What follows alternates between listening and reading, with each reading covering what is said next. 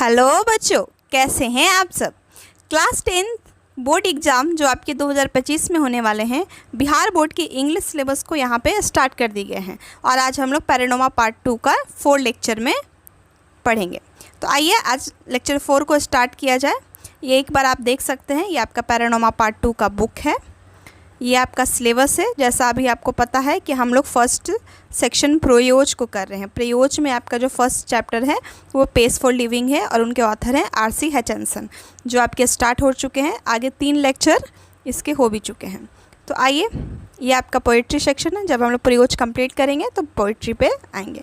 तो आपका ये चैप्टर कंप्लीट हो चुका है कल। लेक्चर 3 में आप देख सकते हैं, लेक्चर 3 1 2 3 का, उसमें आपके एक एक लाइन को, एक एक सेंटेंस को यहाँ बता दिया गया है। आप जाकर वीडियो को, लेक्चर को देख सकते हैं, ठीक है, वहाँ आपके अवेलेबल है। तो आज हम लोग क्वेश्चन आंसर को करेंगे। जैसा हम लोग ने कहा था कि हम लोग चैप्टर कंप्लीट करने के बाद चैप्टर के over 3 question answer, objective, grammatical portion सब एक एक करके किया जाएगा। तो आइए आज हम लोग यहाँ के क्वेश्चन आंसर को पहले करते हैं। तो बच्चों आप यहाँ देख सकते हैं, पहला आपका जो क्वेश्चन है कि answer the following question briefly. इसका जो आंसर देना है briefly. Where did the writer watch the play, मतलब राइटर जो थे, प्ले जो नाटक देखे थे वो कहाँ पर देखे थे। तो आप यहाँ देख सकते हैं, हम लोग ने पढ़ा था कि यहाँ राइटर लिखते हैं कि I saw play in Dublin, मतलब वो कहाँ देखे हैं इन नाटक को, डुबलिन में देखते हैं। ये आपका आंसर यहाँ पे मिल गया है, आपको जैसा बता दिया गया था, स्टोरी पढ़ाया गया था। फिर कहता है आपका दूसरा क्वेश्चन कि who was the chief character in the play, कौन है आपके चीफ कैरेक्टर, नाटक के मुख्य नायक कौन थे। तो आप यहाँ देख सकते हैं कि chief character was an elderly corn merchant in a small Irish country town. मतलब चीफ कैरेक्टर कौन थे आपके, कॉर्न मर्चेंट यानी अनाज के व्यापारी थे, जो कहाँ के रहने वाले थे, एक स्मॉल टाउन इरिश की कंट्री में रहने वाले व्यक्ति थे। तो ये आपका हो गया दूसरा क्वेश्चन।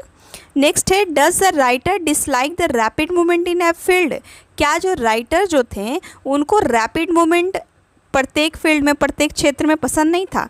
तो नहीं, जैसा आप जानते हैं कि आपका जो चैप्टर है the pace for living chapter, यानी जीवन के रफ्तार के बारे में या स्पीड ऑफ लाइफ के बारे में बता रहा है।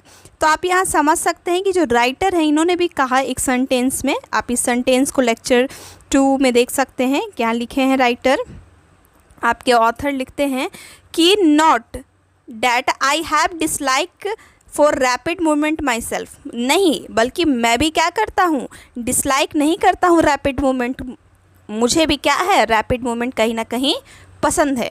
ये यहाँ पे आपके ऑथर कह चुके हैं। तो आप इसका आंसर दे सकते हैं कि नहीं, राइटर को भी क्या है, no writer not dislike the rapid movement in every field. फिर नेक्स्ट है आपका 4th क्वेश्चन बच्चों, in which situation does the writer himself find cinema, मतलब किस सिचुएशन में अपने आप को राइटर जो थे सिनेमा में पाते हैं। तो आप यहाँ देख सकते हैं 4th लेक्चर में आपको यहाँ हम लोग ने पढ़ा है कि राइटर जो हैं अपने आप को एक होपलेस सिचुएशन में पाते हैं। When I go to the cinema I find myself in hopeless fog, मतलब वो क्या अपने आप को पाते हैं, होपलेस सिचुएशन, मतलब निराशाजनक स्थिति में और धुंधलापन की स्थिति में पाते हैं। तो ये आपका रहा 4th का आपका आंसर। जैसा आप देख सकते हैं बहुत सिंपल यहाँ क्वेश्चन पूछे हैं और आप एक एक क्वेश्चन को अगर लेक्चर 1, लेक्चर 2 और लेक्चर 3 को आप देखे हैं तो आप बिल्कुल अच्छे तरीके से यहाँ बिना प्रॉब्लम का आप यहाँ आंसर दे सकते हैं। फिर है आपका next question, does the writer classify himself as a thinker, क्या जो राइटर हैं अपने आप को कैसे क्लासीफाइड कर रहे हैं, कैसे अपने आप को थिंकर में बता रहे हैं कि वो कैसा थिंकर हैं। तो क्या बताते हैं कि आप यहाँ देख सकते हैं, आइए आपको यहाँ पर एक बार दिखा दिया जाए कि वो अपने आप को क्या बताते हैं कि I am also slow thinker. वो कैसा बिलोंग करते हैं, तो स्लो थिंकर, मतलब ऐसे ग्रुप से, ऐसे व्यक्ति में से बिलोंग करते हैं जो क्या है, स्लो थिंक यानी धीरे धीरे सोचने वाले व्यक्ति में से हैं।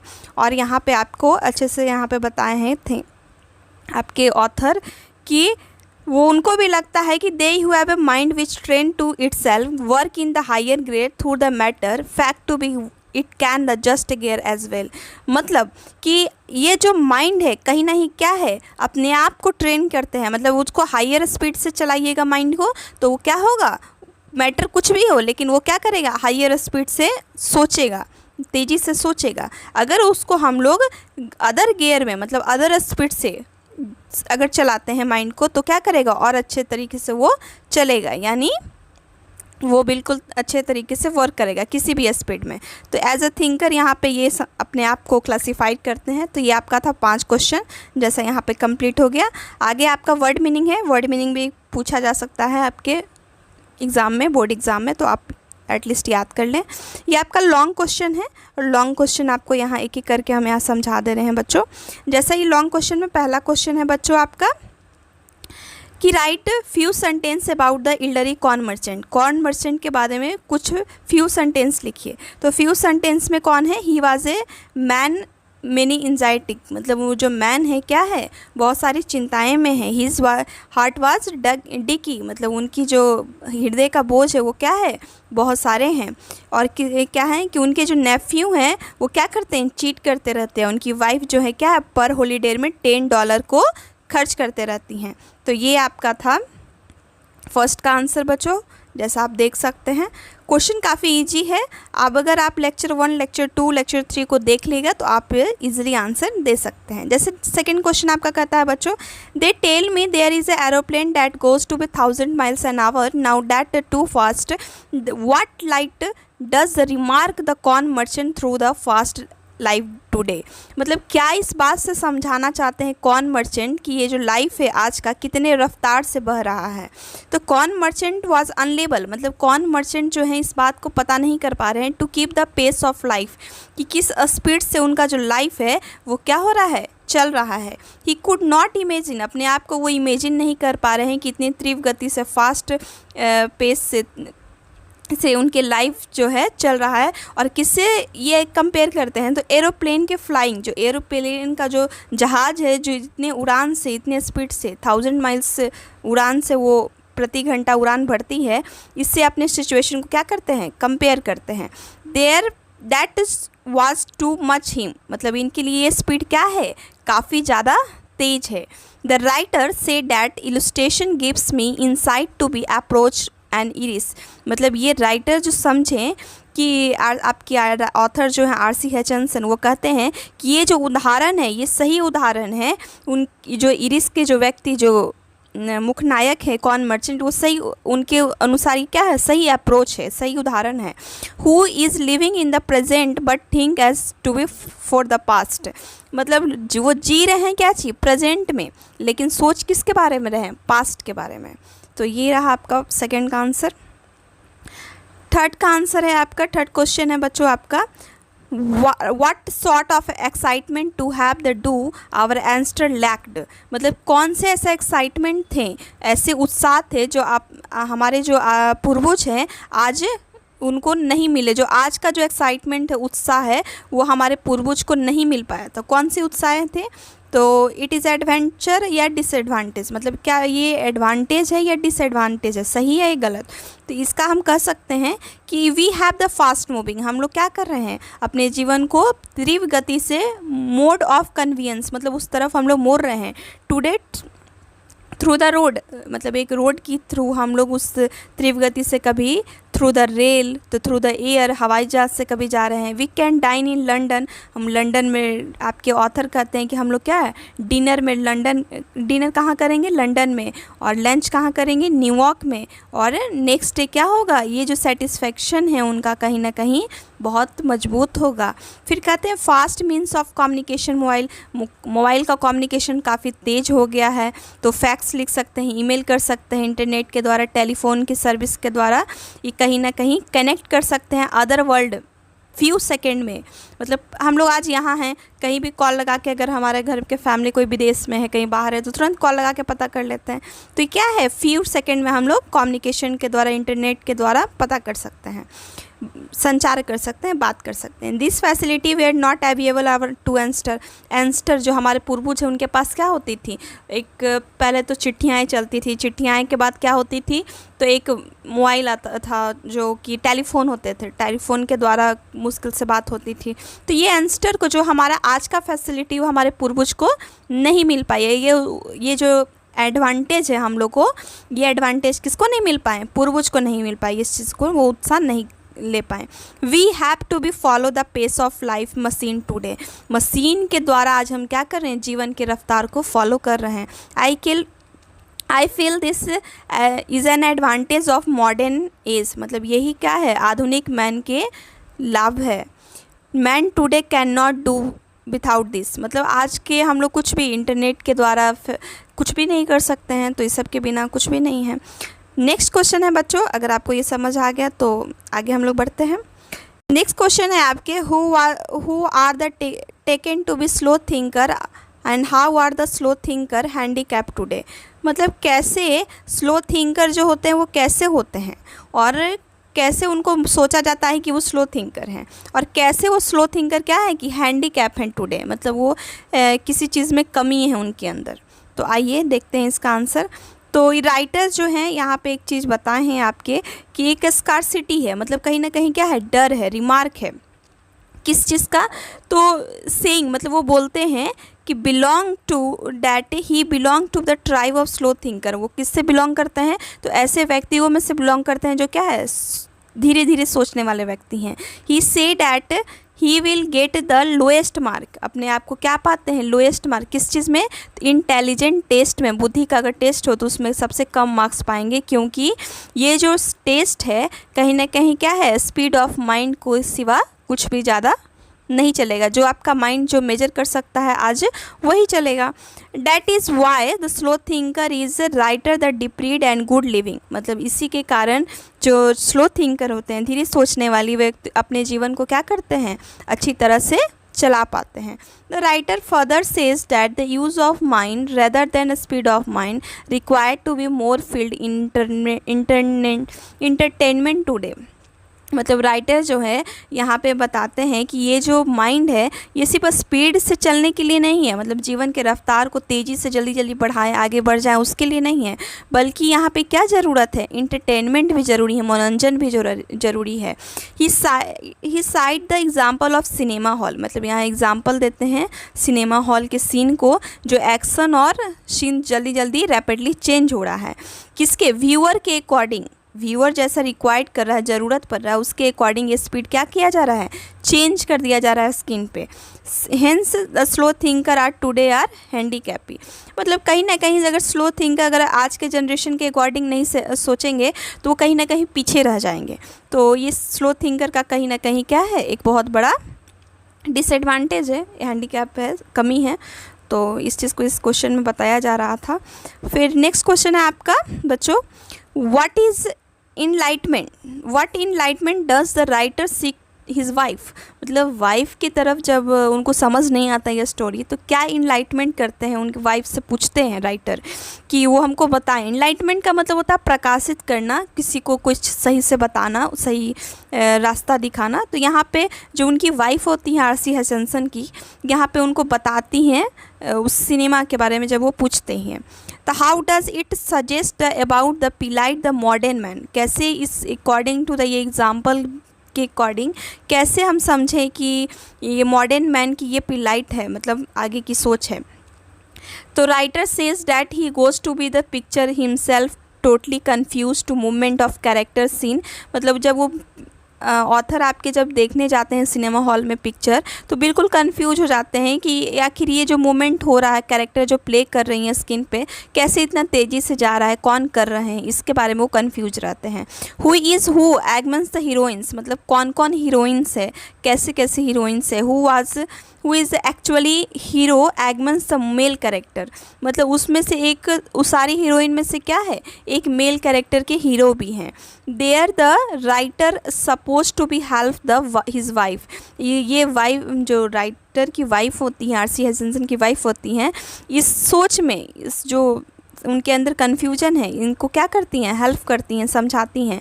सिटिंग टू नेक्स्ट हिम, मतलब बगल में बैठी रहती हैं। Here one is suppose to be think bear to gear the keep changing the scene and action, मतलब जो चेंज हो रहा है इसकी सीन और एक्शन सिनेमा हॉल में एक फिल्म का, वो उस एक्शन और सीन को वो अच्छी तरह से ऑथर को बता रही हैं। If one does not think fast now तो पिलाइट द मॉडर्न स्किन, ये कहीं ना कहीं क्या है, कमी है आधुनिक मैन के, मतलब आज के जैसा सोच है बच्चों कि तीव्र गति से अगर कोई नहीं सोचता है व्यक्ति, तो क्या रह जाएगा, मॉडर्न मैन से पीछे रह जाएगा, वो कहीं ना कहीं जीवन को पूरी तरह से समझ नहीं पाएगा। तो यहाँ पे कह रहे हैं कि कहीं ना कहीं आज के अकॉर्डिंग सोचना बहुत ज़रूरी है। तो फिर आपका नेक्स्ट क्वेश्चन है summarise the central idea of essay, मतलब एक यहाँ से जो है आपको समझ आया, एक समराइज़ कीजिए जो आइडिया आया कि आज के टेक्नोलॉजी के बारे में, स्पीड ऑफ लाइफ के बारे में, आप उसको यहाँ पे एक समराइज़ करना है। तो छोटा में समराइज़ कर दिया गया, आप एक बार पढ़ लीजिएगा। Central idea is the essay is through the light of fast mode, मतलब यहाँ पे जो आइडिया क्या आ रहा है कि कैसे मतलब फास्ट मोड में आगे बढ़ता चला जा रहा है। The technology changing every day, हर दिन कहीं ना कहीं हर चीज़ में टेक्नोलॉजी चेंज हो रहा है, देख रहे हैं आप आज का जैसा जनरेशन है। New technology advancement affected the life of man, कहीं ना कहीं ये जो न्यू चेंजेस जो टेक्नोलॉजी में हमारा जो चेंज आ रहा है, वो क्या कर रहा है, कहीं ना कहीं हमारे जीवन की गति को अफेक्ट कर रहा है। अगर टेक्नोलॉजी चेंज हो रहा है तो इंसान को भी उतनी ही तीव्र गति से आगे बढ़ना होगा, उतना ही उसको प्रयोग करना होगा, उतना उसका लाभ लेना होगा। तो ये कहीं ना कहीं मैन के लाइफ को इफ़ेक्ट करता है। फिर कहता है old technology becomes the obsolete, मतलब कहीं ना कहीं जो ओल्ड टेक्नोलॉजी थी वो कहीं ना कहीं रुकावट था। जैसे पहले फ़ोन नहीं थे तो समाचार एक दूसरे के पास नहीं आ पाते थे, सूचना नहीं मिल पाती थी, तो ये सब कहीं रुकावट था।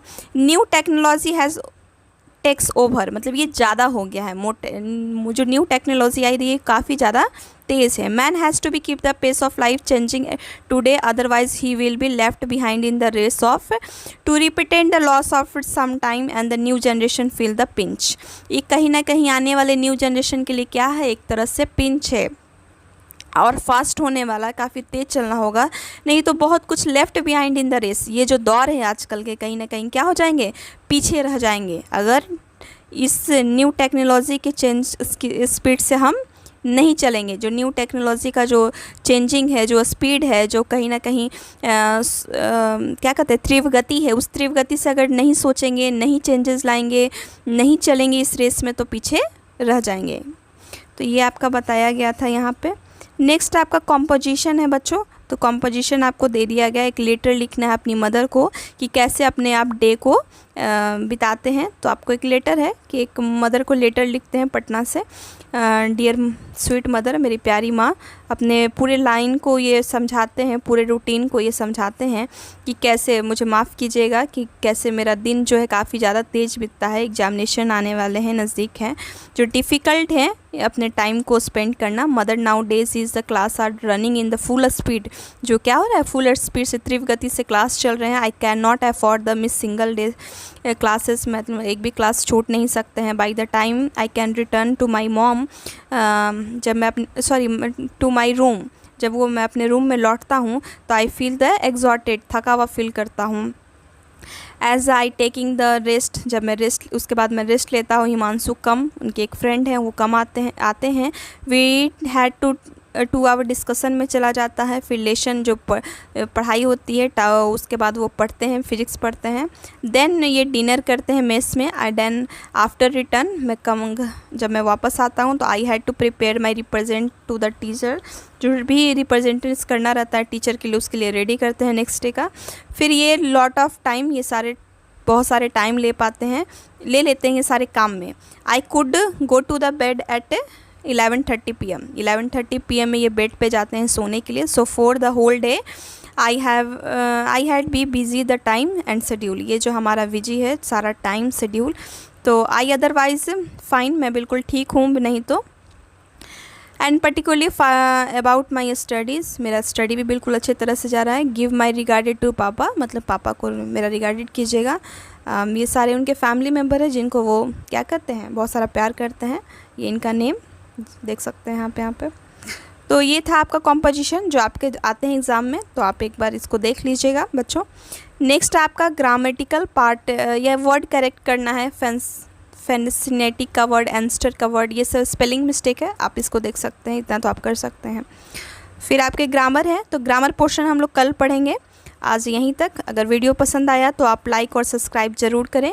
और इस लेक्चर को अगर आप लेक्चर पहले नहीं देखे हैं तो लेक्चर 1, 2, 3 को देख लें और यहाँ से क्वेश्चन आंसर को आप समझ सकते हैं।